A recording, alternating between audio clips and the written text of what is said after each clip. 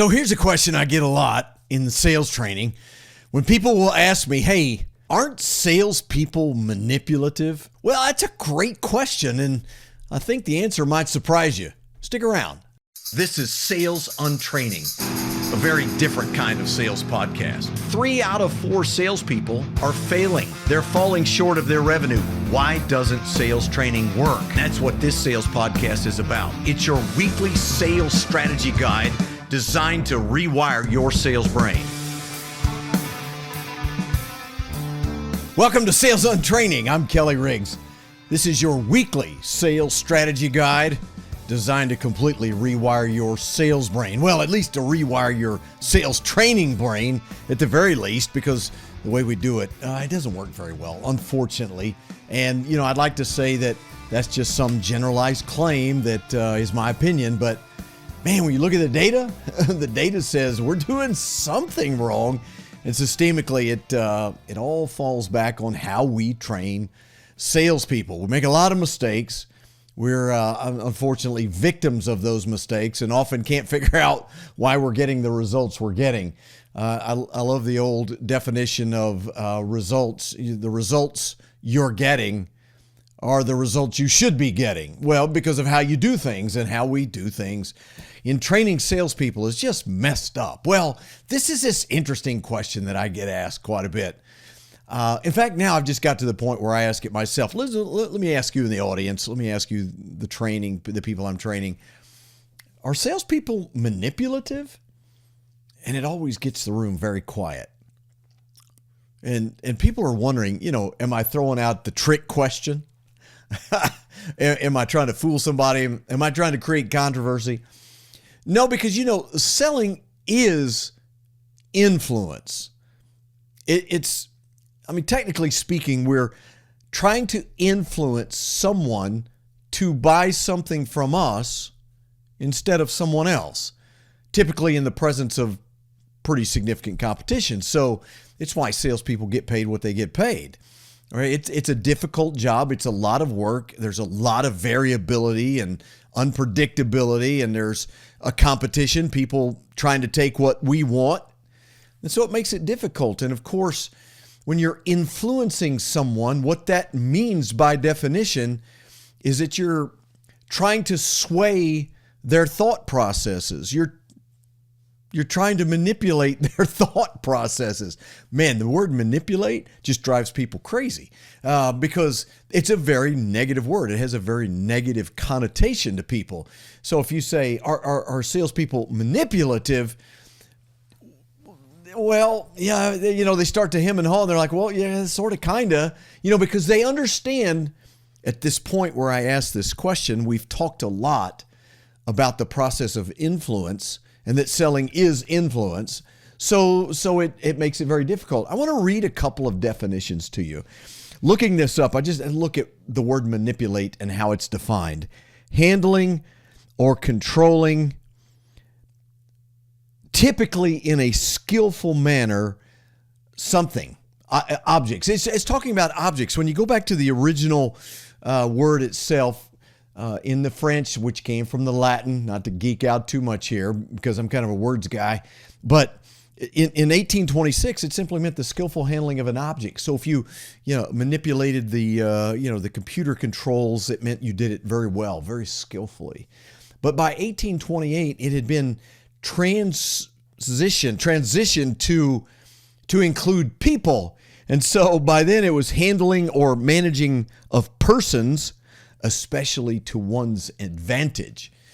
And so we hear that and we go, well, yeah, but we shouldn't do that. That's not right. Now, if you look up the word manipulate, to control or influence, selling is influence, cleverly, unfairly, or unscrupulously. And therefore we hear the word, was he manipulating you? Oh, he's manipulative. He's trying to manipulate you. And we use that word in a very negative way. But yet when you're trying to get people to trust you, when you're trying to build credibility that leads to trust, you are in a sense trying to manipulate their feelings and perceptions of you. Now that's I'm not parsing words. That's just the reality, right? And so when you're trying to, here's my favorite application. When you're building rapport, why are you building rapport? Is it because you truly like them? No, they're a prospect and you're trying to build credibility. So you act in ways that will lead to credibility, which you then want to parlay into getting them to trust you. Why? Because they're friends? Because they're family? Because you want to have a relationship, but that relationship is designed to bring you some sort of monetary gain. So now we're edging up close to the line, aren't we? So you go in and meet someone new and maybe you happen to notice something in their office you don't care for. Maybe it's a political thing. Maybe it's a sports thing. Whatever. But yet, you accept it and you act like it's okay, and maybe you embrace it, or you continue to build the relationship regardless. Is that manipulative? See, it gets interesting at this point because manipulation is a negative connotation for influence. Here's the fact of the matter. When I meet someone new who would not normally probably be a friend, I wouldn't come into context with them, into circumstances with them, even into proximity to them. I wouldn't be around them, and I'm pursuing them because I want to go talk to them about something that I want to sell them, hoping that they need it. And now I'm going to try to get them to like me because, after all, stop. What do we all say about selling? Well, selling, Kelly, is about relationships. Oh, so you're wanting to build a relationship with them, right? Well, yes. I mean, people buy from people they like and trust. Yes. So you want to build a relationship with them. Why? So they'll buy from me. Well, that seems manipulative to me, doesn't it to you? But manipulation doesn't have to be a negative word. Again, it started out as a positive thing in dealing with objects. But when it gets extended into talking about people, our perception is it's a very negative word. But the reality is influence is conditional upon manipulation. It all has to do with what your motives are, right? I mean, I say this all the time. Manipulation is, well, let's look at it differently. There is a very, very thin line between a con artist and a professional salesperson. No, before you get offended, it is true, because the salesperson is trying to build trust, create a relationship in order to do business with you. The con artist is trying to build credibility, build trust, create a relationship with you so they can steal from you, right? It comes down to what is your motive. And that motive matters because evil intent makes it, definitely, from the negative perspective, manipulation. But it's manipulation regardless. The only question is, what is your intent? You know what that very thin line is that divides con artist from salesperson? It's called character. It's intent. So you want to do the right thing for the client? That's good intent. Of course I'm trying to manipulate their thought and perspective of me, their perceptions of me. Of course I am. It's what the con artist is trying to do too. They're trying to build rapport, gain trust, run a game on you, get your money and run. And they don't care how it impacts you. Well, some salespeople can be like that. And in that case, in my view, they're nothing more than a con artist. But a professional, consultative salesperson is there to improve your business, to make things better, faster, easier, solve a problem, help you make money, save money, gain customers. They're in it for you, and they know that if they do that, then it will turn out well for them. That's not manipulation in the negative sense.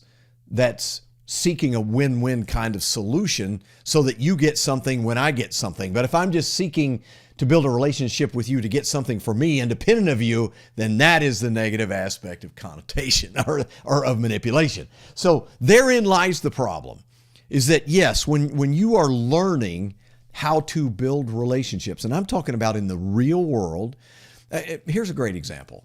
And I always ask this. When you first started dating your significant other, or let's say you're in a relationship with someone now, you're not married or in any way co-joined in that fashion, but you're trying to get them to like you because you want to go out with them again, you want to see them again, and you're trying to build trust, and so you do some things that normally you wouldn't do. I mean, you go see a movie you don't really care for, or you go attend some event you really don't care about. Why? Because you want to spend time with them, and after all, you want to get close to them and you want them to like you. Isn't that manipulation? Yeah, it is. Okay? But you don't mean it in a negative way. You're just trying to build a relationship, right? So the things that we do as salespeople, if they come off as manipulative, then we have a problem. And that's one of the things that I believe we do dramatically wrong in training salespeople is we actually train them in some senses to be manipulative. And I think it's one of the primary reasons why people don't like salespeople. I mean, what is one of the most common things that people say negatively about salespeople? They're sleazy. All they care about is making money. They just want to take your money. Well, where does that come from? Well, it's an interesting debate. But hey, there's some things you absolutely want to avoid if you want to avoid being labeled as manipulative. And I'm going to tell you what those things are when we come back.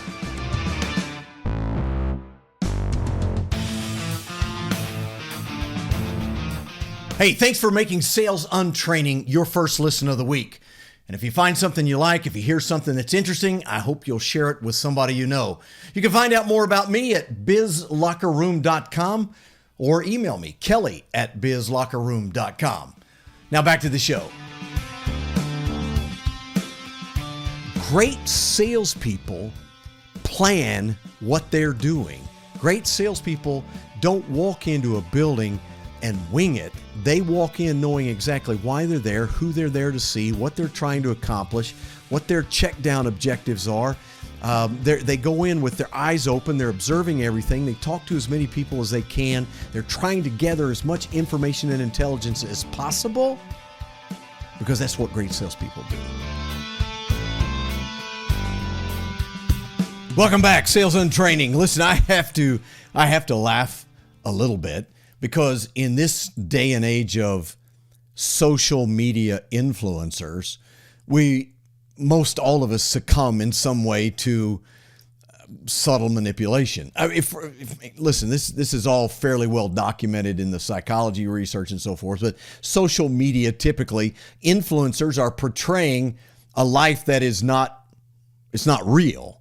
It's a prepackaged look at things to portray what I want you to believe and what I want you to think that I do all the time. But the reality is, for the most part, this is not the real world, right? Well, I mean, that's fine. I mean, influencers do what they do. They get paid a lot of money by a lot of people because they want the audience, et cetera, et cetera. I get all that. But in this day and age of social media influencers who are doing nothing more than trying to manipulate our perception of the world, they're salespeople too. I mean, everybody sells. Come on, everybody does. So we talk about salespeople and what they do that is perceived negatively to be manipulative.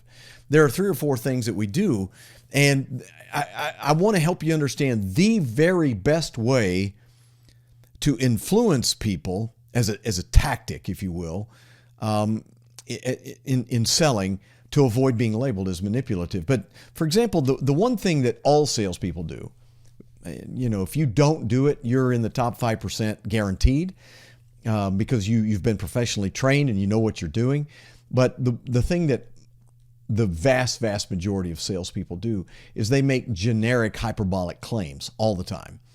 We're the best, we're number one, we've been around the longest, we're the most innovative, we have the largest this or the biggest that or the strongest whatever, or our customer service is unmatched and unparalleled, and on and on and on. They make these generic claims, and because customers hear this all day long, they know that it's pablum. They just know that it's nonsensical. So in some ways, what we're trying to do from a very lazy perspective is to try to influence people or manipulate people, their impressions of us and our company, by throwing out these exaggerated claims. And psychologically speaking, we as human beings just absolutely resist that. We push back. When we hear things that don't sound true, they don't sound believable, they don't sound credible. And in this case, what makes them not credible or unbelievable is everybody can't be the best. Everybody can't be number one. We've talked about it on this podcast a lot. So this is one of those ways that customers, prospects feel like you're being manipulative, because you can't actually create real evidence of the generic claims that you make. And for the life of me, I don't understand why salespeople do this. It's pretty straightforward. It's much easier to actually provide demonstrated proof of the things that we do, rather than to simply throw out these kinds of exaggerated claims that lead prospects down a path where they really don't trust us. Well, there's other things that go in there as well. When we talk about some of those, one of those is, I talked about exaggeration and exaggerated claims, but let's step back to when salespeople first sort of begin to interact with a prospect. The concept of rapport building has been beat to death. And people naturally, in a natural setting where they meet someone for the first time and there's no underlying motive, like I want you to buy from me, people typically build rapport fairly naturally. I mean, some people, yes, are socially awkward. We've known them. Maybe you've been one. Yeah, I've been socially awkward a time or two, but we do it rather naturally. But for some reason in selling, it takes on this silly sort of context. And, within 30 seconds, we're best friends, we're old buds, we've known each other for a long, we're acting like, yeah, how you doing? And that feels manipulative because it's not authentic. It doesn't comport with what natural relationships feel like. And this is one of my big soapboxes, is we don't build relationships this way in the real world. Why do we do it in professional settings when we're trying to sell? I mean, it's two things that set you way, way, way back in terms of people's perception of you and the sense in their mind that you're just trying to manipulate me. The third one, which kind of rolls in with all this, is you're just talking too much. Talk. And when you're overwhelming me with talk, it feels like you're trying to manipulate me, especially if you've got an answer for everything. I will never forget this as a young sales guy. I actually thought selling was like a debate. It was a debate to win. So the better argument would win the deal. And if my argument was better than a competitor's, I know it sounds silly, but yeah, that was me. I just thought you had to have a better argument. So I was hyper prepared to handle objections. You ever had objection handling training, right? It's part of sales books and everything. You got to learn to handle objections. Well, the way you handle objections is to manipulate things to make it not feel as bad, blah, blah, blah. But Kelly, it's not manipulation. Well, yeah, of course it is. It can be the good kind or the bad kind. Just depends on your motives. But you're trying to manipulate the circumstances so you can overcome the objection, right? But I'll never forget, I was having a conversation with a potential prospect, and he had asked me a number of questions, and he stopped and he said, you have an answer for everything, don't you? And I'm pretty sure he wasn't being complimentary. So, there in that sense, it was like, it came off as a negative thing. It's an emotional intelligence factor. It's a lack of authenticity. Actually, it's a lack of self-awareness, because simply proving people that they're wrong about things, and I'm pretty sure that's probably what I was trying to do. Whether or not I was doing it is another thing, but I probably was trying to do that. It came across in a very negative way, and I would submit to you that it felt manipulative in a negative sense. But overall, in selling, the best way to influence others, prospects, customers, about your company's capabilities, your product's capabilities, your service capabilities, and so forth, is to let someone else tell the prospect or the customer. In the social media world, we call it social proof. So on our websites, we have video referrals or testimonials or things of that nature, because from a human psychology perspective, we tend to believe what other people say about us. I won't believe what you tell me because you have a conflict of interest. But if someone else tells me about you, then it has some credibility. It has some credence to it. And you can do this without the other person doing it by simply telling people stories about companies that use your product. And instead of saying, well, our product does this, that, or the other, or we're the best or the fastest or whatever, instead of making generalized claims or telling people how good we are, we can simply tell a story about actual implementation of products or services and point out the good things that happen and the gains and so forth. And it comes across much differently than if I'm just making those claims. It's a very, very, very common mistake, and you can go make a call with any of your salespeople at random, and I'm willing to bet a pretty good amount of money that you're going to see that exact thing happen. It's one of the ways in which we fail our salespeople in training them. Stay with me. Come back. I'll see you again on Sales Untraining. Sales Untraining is a production of Business Locker Room and Pod About It Productions. Music and editing by Doug Branson. To get more Kelly, visit bizlockerroom.com.